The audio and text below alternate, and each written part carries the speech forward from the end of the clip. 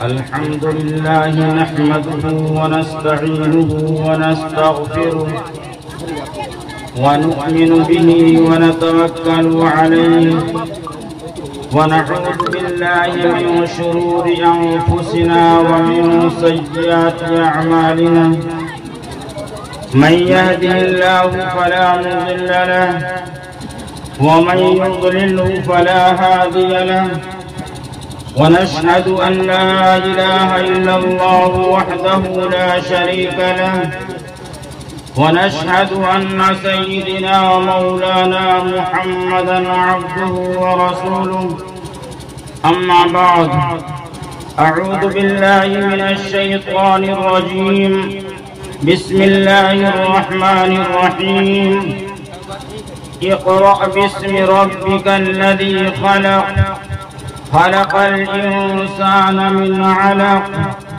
اقرأ وربك الأكرم الذي علم بالقلم علم الإنسان ما لم يعلم صدق الله العظيم اے شام ن ودیا ن تپو ن دانم جانم ن شیلم ن گرو ن دھرم تے مرت لوکے بھوئی بھار بھوتا مانو سروپے مرگا چرنتی. یہ جو شلوک پڑھا ہوں یہ گیتا کا 66واں شلوک ہے اور رگ وید کا پہلا شلوک ہے. یکم برہم دتی یناس نہا نیست نا کنچن. میرے محترم دوستوں، اللہ پاک کا عظیم احسان کہ اللہ پاک نے ہم سب کو دین کی نسبت پر جمع فرمایا. اللہ تعالی ہم سب کی حاضری کو قبول فرمائے اور ہم سب کے لیے نجات کا ذریعہ بنائے. میرے محترم دوستوں، اللہ رب العزت نے جو ہم سب کو ایمان دیا، یہ ایمان جان سے عزیز ہے، یہ ایمان جان سے زیادہ پیارا ہے.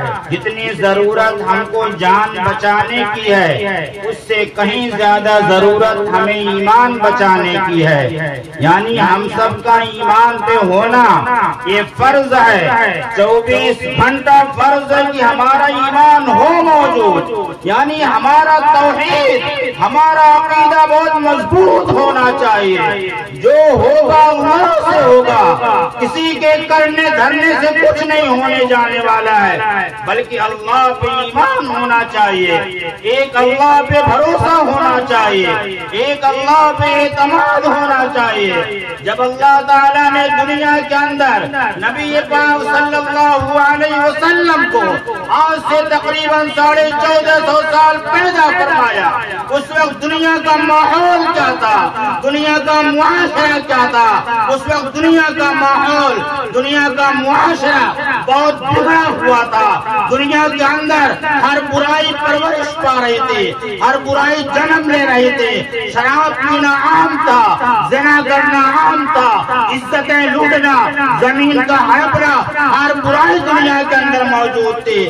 ایسے حالات کے اندر، ایسے ماحول کے اندر اللہ رب العزت نے اپنے پیارے حبیب صلی اللہ علیہ وسلم کو پیدا فرمایا. ایسے ماحول کے اندر اللہ نے یہ نہیں نبی کو فرمایا اے نبی اعلان کرو شراب پینا حرام ہو گیا، نہیں، بلکہ اللہ نے سب سے پہلے حکم دیا اقرأ باسم ربک الذی خلق. سب سے پہلے پڑھنے کا حکم دیا، اپنے رب کے نام سے پڑھو. کیا یہ پتا چلا ہم سب کے لیے تعلیم ضروری ہے؟ جس قوم کا سب سے پہلا یہ سبق ملا اقرأ باسم ربک الذی خلق، سب سے پہلے حکم پڑھنے کا دیا گیا. آج اس قوم کا حال ہے پڑھنے میں زیرو پہ آ گئی، پڑھنے میں سب سے پیچھے ہو گئی. چاہیے تو یہ تھا اس قوم کو پڑھنے کے اندر سب سے اونچے مقام پہ ہونا چاہیے تھا، پڑھنے میں سب سے آگے ہونا چاہیے تھا. ان مکاتب کو آپ کمزور سمجھتے ہیں، ان مکاتب کی اہمیت نہیں دیتے. ان مکاتب کی اہمیت دو، اس کی قدر کرو. اگر یہ مکاتب نہ رہتے تو آپ کے گاؤں کے اندر دین کو پہچاننے والا کوئی نہیں رہتا، دین کو جاننے والا نہیں رہتا. اس لیے میرے محترم دوستو، ان کے اندر پڑھانے والوں کی قدر کرو، ان کی عزت کرو، ان کی جوتیاں سیدھی کرو، علماء کی قدر کرو، حفاظ کی قدر کرو، مکاتب کی قدر کرو. آپ کو معلوم ہے آزادی کے موقع پہ جب برطانیہ سے ڈاکٹر آیا تھا یہاں پہ جو ہے جائزہ لینے کے لیے آخر کیا وجہ ہے؟ ہندوستان کا مسلمان جنگ کرتا ہے، پست ہوتا ہے، شکست کھاتا ہے، ہار جاتا ہے، پھر بھی اٹھ کر کے جنگ کے لیے تیار ہے، پھر بھی دوبارہ میدان کے اندر آتا ہے. جب برطانیہ کو ڈاکٹر آتا ہے پورا سروے کرتا ہے، ہندوستان کا جائزہ لیتا ہے اور جا کر کے برطانیہ کے اندر رپورٹ دیتا ہے. آخر کیا وجہ ہے؟ ہندوستان کا مسلمان شکست کھانے کے بعد، جنگ ہارنے کے بعد پھر دوبارہ کھڑا ہوتا ہے، اپنی جان کی باز لگا دیتا ہے، جان کو قربان کرنے کے لیے تیار، مال کو لٹانے کے لیے تیار، گھر بار چھوڑنے کے لیے تیار. لیکن دیش کو آزاد کرانا ہے، دیش سے ان کو بھگانا ہے، ایسی کیا خلون کے اندر ہے وہ دوبارہ تیار ہوتے ہیں. ڈاکٹر نے رپورٹ دیا کہ ہندوستان سے 2 چیزوں کو ختم کرنا ہوگا، ایک علماء کو ختم کرنا، دوسرے قرآن پاک کو ختم کرنا. ان 2 چیزوں کو ہندوستان سے ختم کر دیا جائے پھر ہندوستان کے اندر انگریز کی حکومت قیامت تک رہے گی. آخر ان لوگوں نے کوشش بھی کیا 94,000 علماء کی پاس ہوئی ہے. جنگ آزادی کے موقع پہ 94,000 علماء کی پاس ہوئی ہے. ایسے دیش آزاد نہیں ہوا، اس میں علماء کا بڑا کردار رہا، بہت اہم رول ادا کیا علماء دیوبند نے. اور ہندوستان کے تمام علماء نے، تمام کی تمام تنظیموں نے قربانی کیا، ایک پلیٹ فارم پہ جمع ہو کر کے ہندوستان کو آزاد کرایا. انگریزوں کے چھتے چھڑا دیے اور انگریز کو یہاں سے بھاگنا پڑا. تو جس قوم کو سب سے پہلے یہ سبق دیا گیا، پڑھنے کا سبق دیا گیا، آج جو قوم پڑھنے میں پیچھے، آج اس قوم کا حال پڑھنے میں زیرو. ایسا نہیں کہنے کو کہا گیا بلکہ گیتا کے اندر بھی کہا گیا اے شام نہ ودیا نہ تپو نہ دانم جانم نہ شیلم نہ گرو نہ دھرم. کہا گیا منوشیہ کو سب سے پہلے جان سیکھنا چاہیے، سب سے پہلے ودیا سیکھنا چاہیے. اس کے بعد کہا گیا آپ سب سے پہلے ودیا سیکھو، اے شام نہ ودیا نہ تپو. اس کے بعد کہا گیا ودیا سیکھنے کے بعد پھر تپو کرو، یعنی تپسیا کرو، پوجا پاٹ کرو. جب آپ کے پاس جان ہوگا، جب آپ کے پاس ودیا ہوگی، جب آپ کے پاس علم ہوگی، جب آپ کے پاس جانکاری ہوگی، جب آپ صحیح معنوں میں تپسیا کر پائیں گے، صحیح معنوں میں آپ عبادت کر پائیں گے. اگر آپ کے پاس علم نہیں ہے، آپ کے پاس جان نہیں ہے، آپ کو پتا نہیں ہے وضو کے اندر کتنے فرض ہے، غسل کے اندر کتنے فرض ہے، عشاء میں کتنی رکعتیں ہیں، جس سے وضو ٹوٹ جاتا ہے، جس سے غسل ٹوٹ جاتا ہے، آپ کو یہ ساری چیزیں پتا نہیں ہوں گی. جب پتا ہوگی آپ کے پاس علم ہوگا، جب صحیح معنوں میں آپ تپسیا عبادت کر پائیں گے، بندگی کر پائیں گے. اور ایک بات اور یاد رکھنا، نبی اکرم صلی اللہ علیہ وسلم 23 سالہ زندگی کے اندر اتنا زیادہ دین کی فکر کرنے والے تھے، اتنا قرآنتا دل کے اندر کہ کس طرح سے ہر ایک انسان کے پاس دین پہنچ جائے، اللہ کو جاننے والے بن جائے، اللہ کو ماننے والے بن جائے، توحید کو ماننے والے بن جائے. آج ہمارے اندر یہ فکر نہیں رہی کہ آج ہم سوچتے ہیں ہم نماز پڑھ لے رہے ہیں لیکن بغل والا نماز نہیں پڑھتا یا بغل والا ایمان والا نہیں ہے، اس کی ہمیں فکر کرنی ہوگی. ورنہ جان لیجیے گا میدان حشر کے اندر اگر خدا نخواستہ آپ کے لیے فیصلہ ہو گیا آپ جنت میں جائیں، لیکن میرے محترم دوستوں آپ کے ساتھ اٹھنے بیٹھنے والا بے چین رام جو ہے آپ کے ساتھ چائے پیتا ہے، آپ کے ساتھ ناشتہ کرتا ہے، آپ کے ساتھ ٹہلتا ہے، آپ کے ساتھ گھومتا ہے، آپ سب کچھ کر رہے ہیں، لیکن آپ نے اسے دین کی دعوت نہیں دیا. جبکہ اللہ تعالیٰ نے نبی پاک صلی اللہ علیہ وسلم کو علل اعلان فرما دیا تھا، کہہ دیا تھا قل یا ایھا الرسول بلغ ما انزل الیک من ربک وان لم تفعل وما بلغت رسالتہ۔ اللہ نے حکم دیا اے نبی تبلیغ کیجئے، لوگوں کو دین کی طرف بلائیے، لوگوں کو وحدانیت کی طرف بلائیے، لوگوں کو توحید کی دعوت دیجئے، ایک اللہ کے بارے میں بتلائیے۔ آخر کار نبی پاک صلی اللہ علیہ وسلم جو بخشا ہے، اگلا گناہ معاف، پچھلا گناہ معاف، لیغفر لک اللہ ما تقدم من ذنبک وما تأخر۔ اللہ اعلان کرتا ہے اے نبی آپ کے اگلے گناہ معاف، آپ کے پچھلے گناہ معاف، لیکن اللہ کا پیارا حبیب ہے ایک ایک گھروں پہ ایک بار نہیں کئی بار چکر لگاتا ہے، جس طرح سے لوگ اسلام کو جان لیں، ایک اللہ کی طرف آ جائے، جہنم کے راستے سے ہٹ کر کے جنت والے راستے پر آ جائے، ان کی دنیا بھی بن جائے، آخرت بھی بن جائے۔ لیکن میرے محترم دوستو آج ہم غفلت کی نیند میں پڑے ہوئے ہیں، ہمیں کوئی فکر نہیں ہے، ہم نماز پڑھ لی اپنے کو کافی سمجھتے ہیں، لیکن میرے محترم دوستو صحابہ کو آپ دیکھیں، کوئی صحابی یہ نہیں چاہتا تھا کہ ہم نبی سے دور ہو جائیں، ہم نبی کا شہر چھوڑ کر کے کہیں اور چلے جائیں، لیکن صحابہ کرام ہیں دین کی دعوت کے لیے،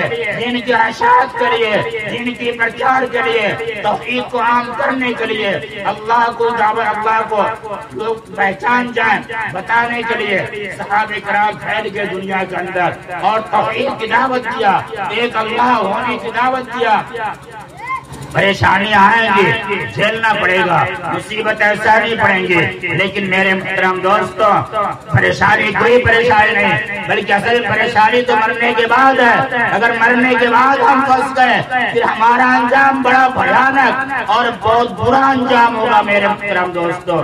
اس لیے ہم سب کو چاہیے ہم اسلام کو پہچانیں اور توحید کی دعوت کو عام کریں، ہر لوگوں کو آگاہ کریں، ایمان کے بارے میں بتلائیں، اور گاؤں والوں کام کھول کر کے سن لو، یہ جو مکاتب ہے، جو مکتب ہے، جو مدرسہ ہے، اس سے آپ چھوٹا نہ سمجھے، انہیں چھوٹے مکاتب سے بچے پڑھ کر کے دیوبند پہنچتے ہیں، ندوہ پہنچتے ہیں، بنارس پہنچتے ہیں، جامعہ پہنچتے ہیں، نہ جانے کہاں بچے پہنچتے ہیں۔ اس لیے اس کی قدر کرو، ان مکتبوں کی فکر کرو، ان کو جو ہے ترقی دو، یہاں کے جو علماء ہیں جو اس میں پڑھاتے ہیں ان کی قدر کرو۔ آج 5000 6000 میں مدرس رکھتے ہو، یہ کیا کریں گے؟ آپ کے ناشتے کا خرچ 6000، مدرس کا پورا مہینے کا خرچ 6000۔ ذرا غور کرو، سوچو کیا ویلو آپ نے دیا، آپ نے کیا اہمیت دیا ان کے علماء کی، کیا آپ نے قدر کیا؟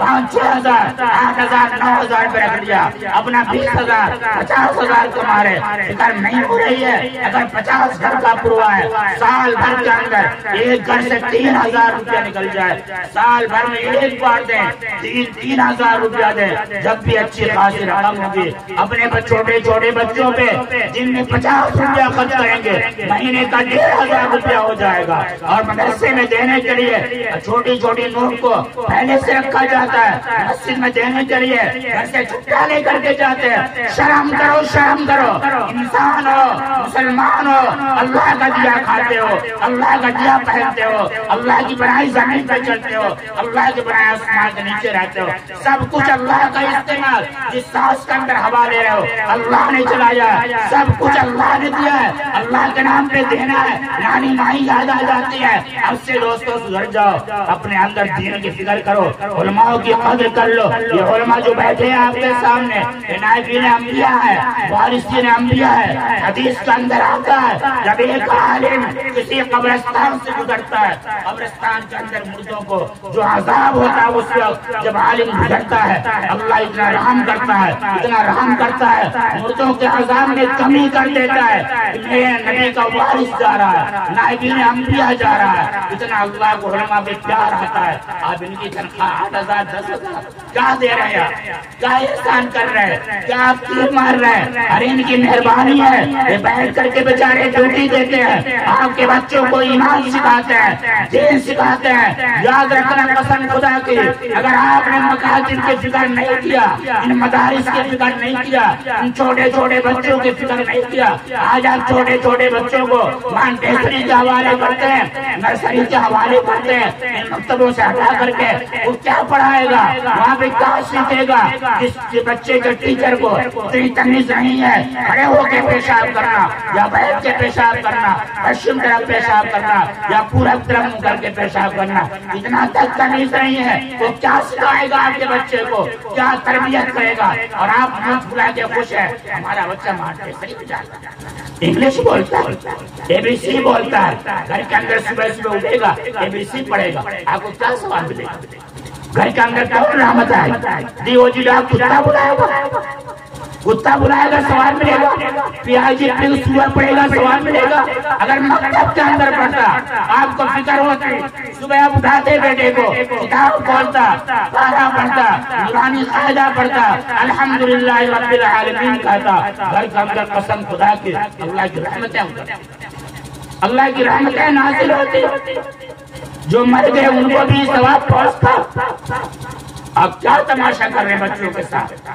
اپنے بچوں کو معمولی نہ سمجھے، سب سے یہ نہیں کہتا نہ پڑھاؤ، شوق سے پڑھاؤ، انجینئر بناؤ، ڈاکٹر بناؤ، پروفیسر بناؤ، پولیس بناؤ، داروغہ بناؤ، ضروری ہے آج کے دور میں، بناؤ شوق سے بناؤ، لیکن کم سے کم دینی تعلیم مکتب کے اندر 5 تک ضرور دلاؤ۔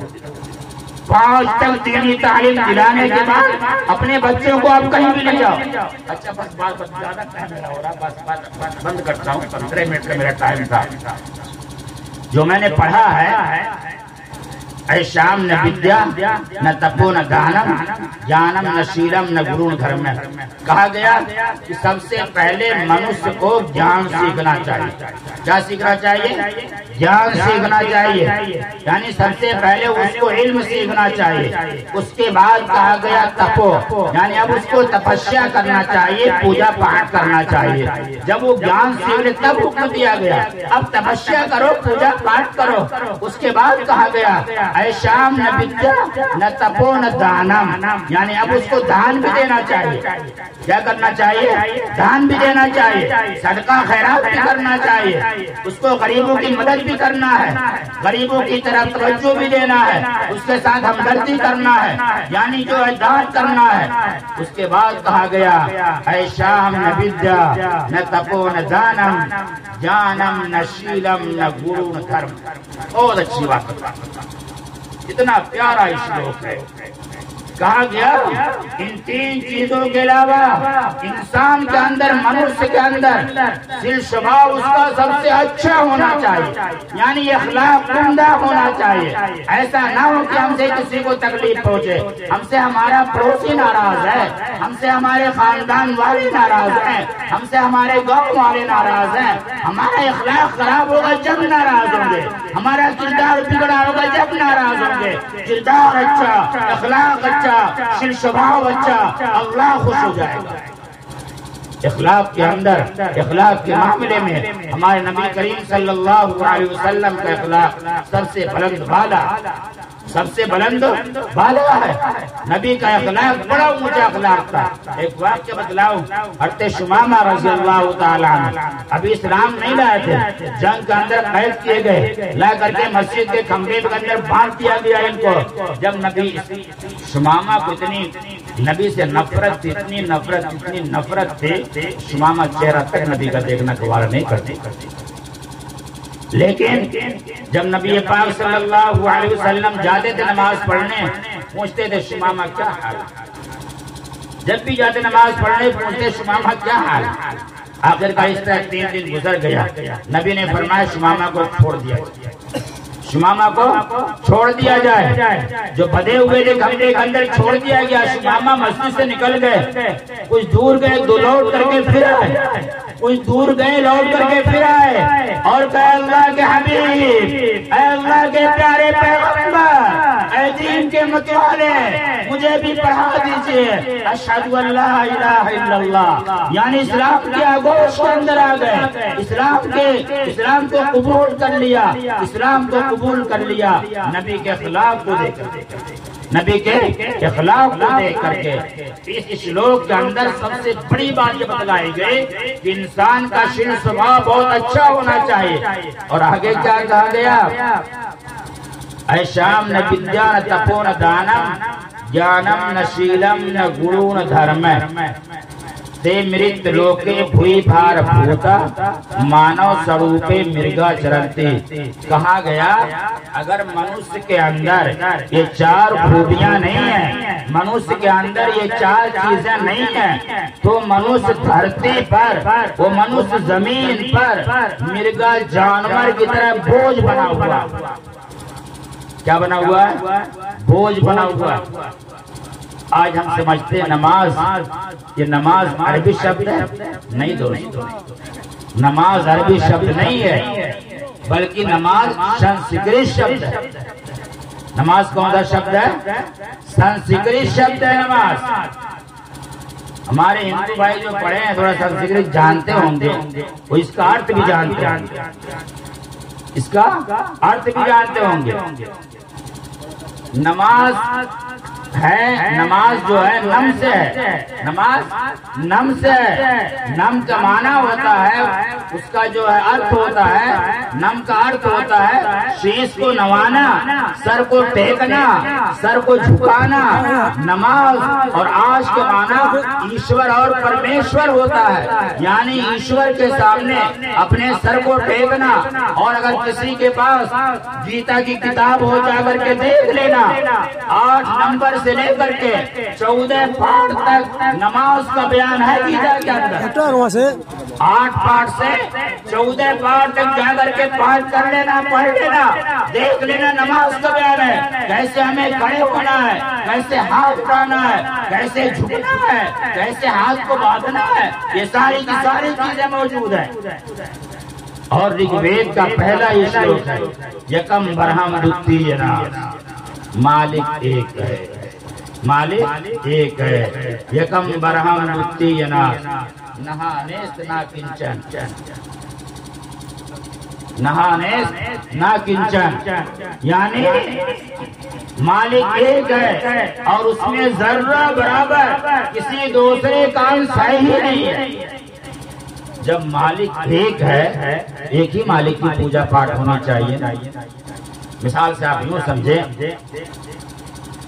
کہ آپ شادی شدہ ہیں، آپ کی بیوی آپ کو بہت چاہتی ہے، آپ کی بیوی آپ کو بہت مانتی ہے، حقیقت میں بہت مانتی، بہت چاہتی ہے. لیکن جب آپ جو ہے گھر سے کہیں باہر چلے جائے، پردیس چلے جائے، بمبئی، سعودی، دبئی کمانے چلے جائے، تو اس کے بعد کسی اور سے آنکھ لڑائے اور آپ کو صحیح رپورٹ مل جائے، حوالہ کے ساتھ، دلیل کے ساتھ مل جائے کہ میری بیوی کسی اور سے آنکھ لگاتی ہے، کسی اور سے دل لگاتی ہے، تو آپ کیا کریں گے؟ آپ اس کو کیا کریں گے؟ آپ اس کے ساتھ اچھا برتاؤ نہیں کریں گے، آپ اس کے ساتھ اچھا سلوک نہیں کریں گے. جب ہم نے تسلیم کر لیا، ہم نے شلوک پڑھ لیا، جان لیا یکم برہم دتینا، ایک مالک ہے، ذرہ برابر اس کے اندر انس دوسرے کا ہے ہی نہیں ہے. اللہ الصمد لم یلد ولم یولد ولم یکن لہ کفوا احد. جو ہم نے تسلیم کر لیا اللہ ایک ہے، پھر دوسرے کے ساتھ نہیں کرنا چاہیے، دوسروں کو سازش نہیں کرنا چاہیے. میں اپنا واقعہ بتلاؤں. ہم تھے اور ہمارے بڑے بھائی اللہ رب العزت ان کی قبر کو نور سے منور فرمائے، حضرت مولانا صاحب علی صاحب قاسمی چترویدی تھے. ایک بار ہم لوگ ایک پروگرام میں امبیڈکر نگر میں ایک گاؤں رسول پور، اور اس کے بعد دوسرے دن پروگرام تھا معین الدین پور بھی امبیڈکر نگر میں. تو ہم لوگ بس دن بھر کا ٹائم تھا، تو ایک مولانا علی احمد صاحب تھے، ان سے ملاقات ہوئی. انہوں نے کہا چلو مولانا کو گھما دیتے ہیں کچوچا شریف. تو اس سے پہلے کبھی جانا نہیں ہوا تھا کچوچا، کہا چلو گھما دیتے ہیں کچوچا شریف. ہم لوگوں نے کہا ٹھیک چلو، لوا کے گئے ہم لوگوں کو. جب ایسے سیڑھی بنی ہوئی ہے اوپر جانے جہاں مزار ہے، سیڑھی بنی ہوئی ہے، سیڑھی پہ جا رہے تھے ہم دونوں بھائی. آگے بڑھیا تھے، میں پیچھے تھا، اور سیڑھی پہ 2 لوگ بیٹھے ہوئے تھے، ایسے ہاتھ لگائے اور ایک مطلب جو ہے کٹورا وٹورا مانگنے والے لیے رہتے ہیں. تو کہا کہ اس میں کچھ ڈال کر کے جائیے. کچھ دیر بڑے بھائی خاموش تھے. اس کے بعد بڑے بھائی نے کہا ہم نے تو سنا باؤ نہ لوگ لیور آوت ہے اور تو مانگا دھوتا ہی. تو کہے کچھ نہیں نہ کچھ دے گا تب بے جا پہ جا. اس کے بعد 2-3 لڑکے اور آ گئے. وہ لوگ گئے ان کے پیچھے ہم لوگ بھی چلے گئے. اچھا اس سے پہلے کبھی مزار پہ جانا نہیں ہوا تھا. بھائی ایسے ہمارے کھڑے تھے اور اس کے بعد میں بھی جا کے اندر گھس گیا. اس کے بعد میں نکلنے لگا تو میرا یہ پیچھے سے کرتا کالا پکڑ لیا تو اس کے اندر مجاور تھا. اور قسم خدا کی کہتا ہوں قسم کھا کے کہتا ہوں میری آنکھوں نے دیکھا اپنی آنکھ سے دیکھا ہوں میں نے. ایک عورت آئی اور مجاور چاہے کیسے وہ عورت اوڑھنی کو سر سے اتار کر کے ایک دوپٹہ ایسے مزار پہ لگایا اور ایک اس کے سر پہ لگایا اور کہا بابا ان کو اولاد دے دو. کیا مسلمانوں کا حال. یہ شرک ہے کھلا شرک. بچو دوست اللہ سے ڈرو اللہ سے ڈرو. ایک اللہ نے پیدا کیا ہے. ایک اللہ کے علاوہ کوئی نہیں ہے جو کچھ کر سکے کچھ بگاڑ سکے کچھ دے سکے کچھ نفع پہنچا سکے کسی کو اولاد دے سکے. آپ صلی اللہ علیہ وسلم ایک مرتبہ حجرے کے اندر داخل ہوتے ہیں. اما عائشہ رضی اللہ تعالی عنہ اما عائشہ رضی اللہ تعالی عنہ ان سے کوئی اولاد نہیں پیدا ہوئی. محلے کا ایک چھوٹا سا بچہ کھیلتے کھیلتے ان کے کمرے کے اندر آ گیا ان کے حجرے کے اندر آ گیا. اما عائشہ رضی اللہ تعالی عنہ نے اس چھوٹے سے بچے کے بال کو سنوار رہی تھی منہ کو دھل دیا تھا اس سے کھیل رہی تھی. اتنے میں آپ صلی اللہ علیہ وسلم تشریف لائے کمرے کے اندر. اما عائشہ رضی اللہ تعالی عنہ نے فرمایا اے اللہ کے نبی کاش ہمارے بھی کوئی اولاد ہوتی کاش ہمارے بھی کوئی اولاد ہوتی. آیت نازل ہوئی يَهَبُ لِمَن يَشَاءُ إِنَاثًا وَيَهَبُ لِمَن يَشَاءُ الذُّكُورَ. اللہ جسے چاہتا ہے بیٹا دیتا جسے چاہتا ہے بیٹی دیتا. اور یہ نبی کے بس میں نہیں نبی کے بس میں بھی نہیں ہے. نبی بھی کسی کو ہدایت نہیں دے سکتے نبی بھی کسی کو اولاد نہیں دے سکتے نبی بھی کسی کی مصیبت کو نہیں ٹال سکتے. ابو جہل کے لیے پیغمبر کتنا پریشان.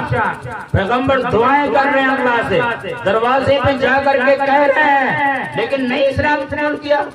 تو نبی کے بس میں ہدایت دینا نہیں ہے بلکہ نبی اتنا غمگین اتنا فکر مند ہو گئے تھے اللہ کو کہنا پڑا اے میرے پیارے حبیب اتنا فکر ڈوب جاؤ گے اتنی فکر لے لو گے کیا ہلاک ہو جاؤ گے. کا ہدایت دینا تمہارے بس میں نہیں ہے. ہدایت تو میں دوں گا. اللہ کہتا ہے ہدایت میں دوں گا. تمہارا کام ہے دعوت دینا کہہ دینا بات کو پہنچا دینا لیکن جو ہدایت دیتا ہے وہ اللہ دیتا ہے. کون دیتا ہے اللہ دیتا ہے. اللہ کے ہاتھ میں ہدایت ہے. اللہ جسے چاہتا ہے ہدایت دیتا ہے جسے چاہتا ہے نہیں دیتا. اس لیے میرے محترم دوستوں ہم سب اس بات کا خاص خیال رکھیں ایک اللہ کو ایک اللہ کی عبادت ایک اللہ کی عبادت اور عبادت کا جو طریقہ ہو وہ لاڈلے پیغمبر جناب محمد رسول اللہ صلی اللہ علیہ وسلم کا ہو جو ہماری عبادت کے اندر جان آئے. ورنہ اگر نبی کے طریقے سے ہٹ کر کے ہم کام کریں گے تو پھر میرے محترم دوستوں ہمارے لیے تباہی بربادی ہو جائے گی. بس ایک بات کہہ کر کے بات بند کر دیتا ہوں. دیکھیے میرے محترم دوستوں اللہ کے نبی صلی اللہ علیہ وسلم جتنے بھی پیغمبر دنیا کے اندر آئے سارے پیغمبروں کا مشن ایک تھا توحید ایک اللہ کو ماننا. جو بات میں بتانا چاہتا ہوں دیکھیے آج کل کیا ہوتا ہے جیسے ایک باپ ہوتا ہے اگر اس کے 4 بیٹے ہیں ایک بیٹی یا 2 بیٹی ہیں تو اس کی ساری جائیداد باپ بیٹے ہی لے لیتے ساری جائیداد بیٹے لے لیتے ہیں بہن کو حصہ نہیں دیتے باپ بھی بیٹی کو حصہ نہیں دے رہا ہے. اللہ تعالیٰ نے کہا ہے یوصیکم اللہ فی اولادکم للذکر مثل حظ الانثیین. جس طرح سے بیٹے کا حق فرض ہے اس طرح سے بیٹی کو بھی دینا فرض ہے فرض ہے فرض ہے. اگر آپ نہیں دیتے ہیں بیٹی نے معاف نہیں کیا ہے بہن نے معاف نہیں کیا ہے آپ جہنم کا آگ کھا رہے ہیں جہنم کے انگار کھا رہے ہیں. اپنی بہنوں کو حق دیجیے بیٹی کو حق دیجیے. اگر آپ نہیں دے رہے ظلم کر رہے ہیں ضبط کر رہے ہیں. بیٹی کا بھی حق ہوتا ہے اسی باپ کی اولاد ہوتی ہے جس باپ کی اولاد ہوتا ہے. یہ کون سا ظلم ہو رہا ہے؟ ایسا نہ کرو ایسا ہرگز مت کیجیے. اللہ جنت دے. ایک صاحب تھے ہمارے گاؤں میں، بہن نے کہا بھیا مجھے اپنی چاہیے. ہائے ہائے کیسی آخرت کی فکر، اللہ کا کیسا خوف، اللہ کا کیسا ڈر تھا. جب اللہ کا خوف آئے گا ڈر آئے گا، جب انسان حقوق کو ادا کرے گا اللہ کا ڈر نہیں آیا، اللہ کا خوف نہیں آیا، پھر آپ نہیں بچ پائیں گے، پھر آپ گناہ سے نہیں بچ پائیں گے. اللہ کا ڈر ہونا، اللہ کا خوف ہونا ضروری ہے. بہن نے کہا نہیں لوں گی، بھائی نے کہا نہیں تمہیں تو لینا ہی پڑے گا. آپ کو تو ایک بات اور یاد رکھنا، ٹائم نہیں ہے بس بات بند کر دیں. ایک بات یاد رکھنا، بہت سے لوگ ہوتے ہیں نا کہہ دیتے ہیں ہماری بہن نے معاف کر دیا ہم نہیں لیں گے. معاف نہیں ہے، اس کے کہنے سے معاف نہیں ہوگا. آپ بانٹ کر کے اس کا حصہ الگ کر دیجئے، بہن کو آپ حصہ دے دیجئے، آپ کی بہن اس حصے پہ قابض ہو جائے، اس کا قبضہ ہو جائے، اور اس کے بعد کہتی ہے بھیا ہم کو نہیں چاہیے لے لو آپ جو ہے، مجھے کوئی دقت نہیں میں دل سے دے رہی ہوں بھیا. تو گنجائش ہے، کیا ہے گنجائش ہے، سمجھ رہے ہیں نا. لیکن اس طرح سے کہہ دینا بھائی حصہ لے لے، نہ بھیا ہم نہ لے بہن. اب ڈر رہی ہے نا، لے لوں گی تو نظر بھی چھوٹ جائے گا، لے لوں گی تو نظر بھی چھوٹ جائے گا. اس طرح سے ہرگز بہنوں پہ ظلم نہ کرو، زیادتی نہ کرو، حق دو اس کا حق دو. اللہ تعالی ہم سب کو کہنے سننے زیادہ عمل کی توفیق دے، اور اللہ تعالی ہم سب کو اپنی رضا نصیب فرمائے.